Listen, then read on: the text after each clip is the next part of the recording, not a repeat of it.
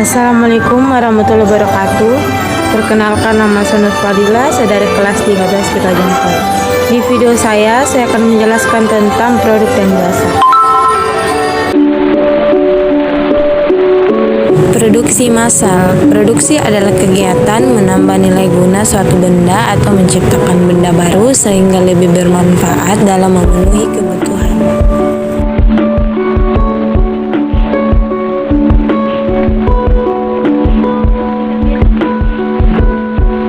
Sedangkan massal berarti mengikut sertakan atau melibatkan banyak orang, sehingga produksi massal adalah kegiatan memproduksi barang yang sudah ditentukan standar spesifikasinya dalam jumlah besar.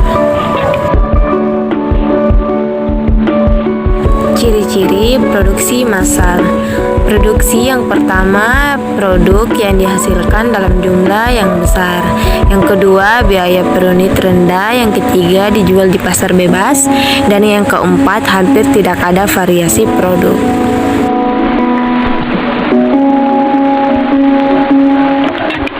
Proses produksi merupakan salah satu unsur penting dalam kegiatan ekonomi, selain distribusi dan konsumsi.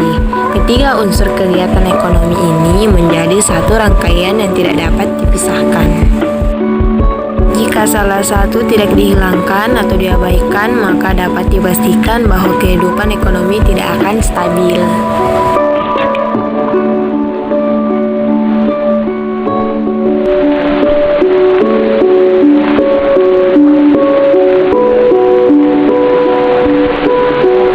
Kelebihan dan kekurangan produksi massal.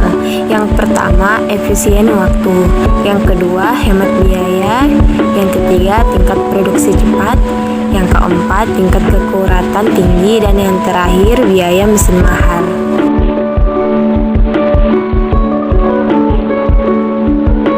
Perencanaan produk massal. Perencanaan produksi dapat diartikan sebagai proses untuk memproduksi barang pada suatu periode sesuai dengan yang telah dijadwalkan melalui pengelolaan. Sumber daya seperti tenaga kerja, bahan baku, dan peralatan perencanaan produksi bangunan untuk mengarahkan seluruh aktivitas rutin tenaga kerja. Ruang lingkup perencanaan produksi. Ada 4, yaitu yang pertama, mempersiapkan rencana produksi. Yang kedua, membuat jadwal penyelesaian produk. Dan yang ketiga, menjadwalkan proses operasi tiap unit.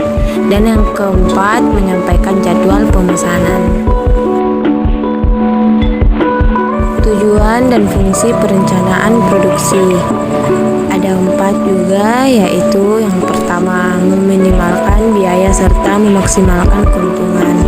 Yang kedua, memaksimalkan kepuasan pelanggan.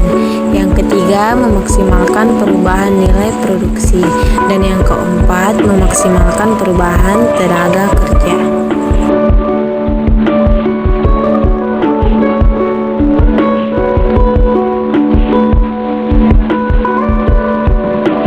Fungsi dari perencanaan produk adalah yang pertama, menjamin rencana produksi dan pemasaran produk. Yang kedua, mengukur kapasitas produk yang konsisten terhadap rencana produksi. Dan yang terakhir, ketiga, alat untuk monitor hasil produksi.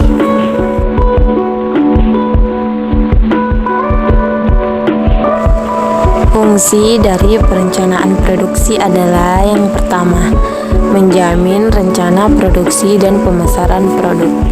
Yang kedua, mengukur kapasitas produk yang konsisten terhadap rencana produk. Dan yang ketiga, alat untuk monitor hasil produksi.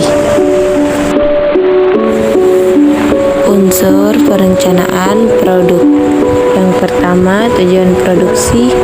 Yang kedua, pengukuran dan standar produksi. Dan yang ketiga, perencanaan merupakan kata objektif. Dan yang keempat, perencanaan harus bisa diukur. Dan yang terakhir, tahap awal pelaksanaan produksi. Jenis-jenis perencanaan produksi. Ada 3, yaitu yang pertama perencanaan jangka panjang, yang kedua perencanaan jangka menengah, dan yang 3 perencanaan jangka pendek. Faktor-faktor yang mempengaruhi terhadap perencanaan produksi ada 2, yaitu yang pertama faktor internal dan yang kedua faktor eksternal. Langkah-langkah perencanaan produksi. Yang pertama, penelitian proses produksi, dan yang kedua, penelitian produk. Mencari gagasan dan seleksi produk. Yang pertama, mencari gagasan, yang kedua, menyeleksi produk, yang ketiga, desain produk pendahuluan, yang keempat, pengujian, dan yang terakhir, desain akhir. Menetapkan skala produksi. Yang pertama, penetapan waktu, yang kedua, penetapan kualitas, yang ketiga, menghitung biaya, yang kelima, penetapan tenaga kerja, yang kelima, penetapan peralatan, yang keenam, penetapan bahan baku. Produksi massal juga adalah teknik industri pembuatan barang yang identik dalam jumlah besar dan jangka waktu yang lama.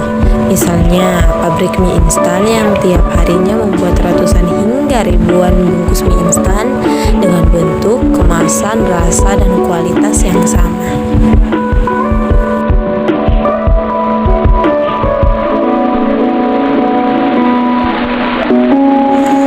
Produksi massal diluncurkan pertama kali pada tahun 1926, tepatnya oleh sebuah perusahaan mobil ternama yang bernama Ford Motor Company.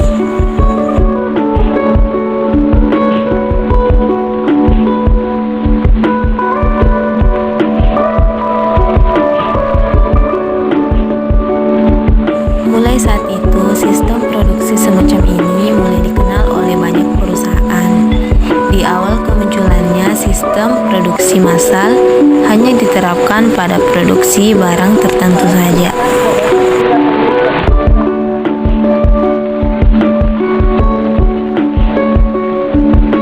Pola produksi untuk setiap usaha mungkin bisa berbeda-beda sesuai dengan karakteristik usaha yang dibangun. Akan sangat penting untuk memilih pola produksi yang cocok untuk mengembangkan usaha yang lebih baik. Produksi massal sebagai proses ekonomi menimbulkan lebih sedikit biaya tenaga kerja, biaya material, dan meningkatkan efisiensi dalam menggunakan sumber daya. Sementara pada saat yang sama mengurangi total pengeluaran per unit yang diproduksi.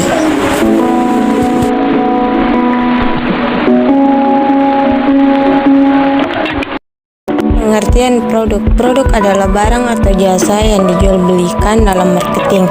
Produk adalah apapun yang bisa ditawar-belikan ke sebuah pasar dan bisa memuaskan sebuah keinginan dan kebutuhan. Yang pertama, produk konsumsi, yaitu seperti produk kebutuhan sehari-hari, produk belanja, dan produk khusus.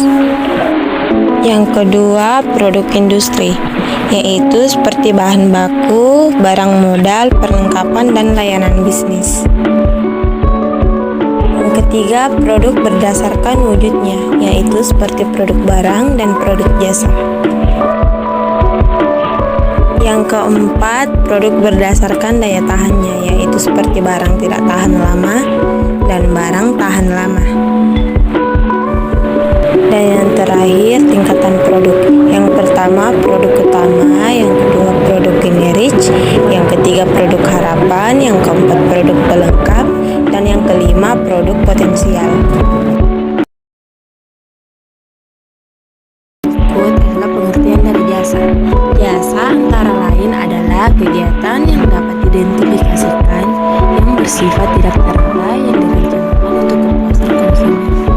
Berikut karakteristik jasa, yaitu yang pertama, tidak berwujud, yang kedua, memproduksi dan konsumsi dilakukan bersamaan, yang ketiga, merupakan kegiatan atau proses hasil yang bernilai, yang keempat, dihasilkan dari interaksi penjual dan pembeli, dan yang kelima, tidak dapat disimpan sebagai persediaan.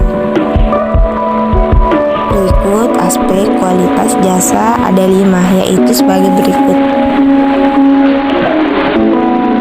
Komponen jasa dibagi menjadi 3, yaitu core service atau jasa utama suatu usaha. Yang kedua, facilitating service jasa tambahan.